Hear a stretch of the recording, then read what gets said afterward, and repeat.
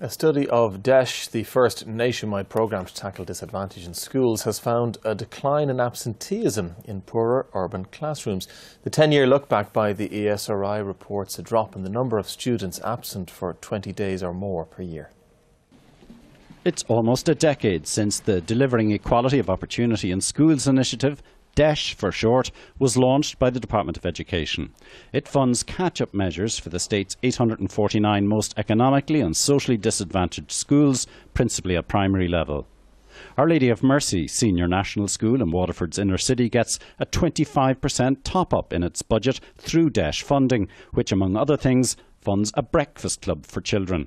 We would have upwards of 40 children who go over and have their breakfast before they come into school, and they're set up for the day. Now, it's not just for the food, and which is the nourishment, which is so important, but it gets them into school on time. Today's ESRI study finds that rural DEIS schools do best, while our poorest urban schools do worst.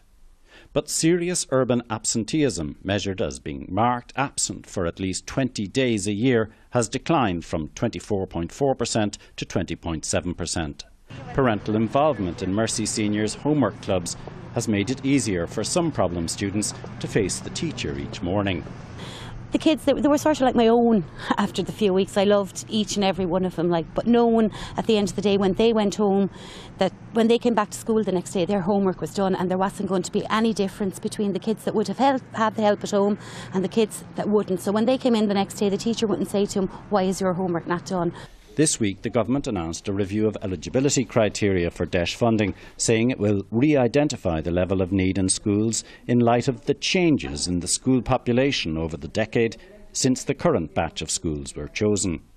The local St Bridget's Family and Community Centre says its counselling services meet many families whose routines have been thrown into chaos by the effects of the recession.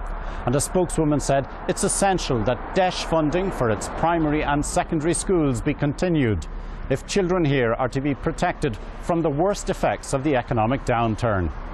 Joe Little, RTE News in Waterford City Centre.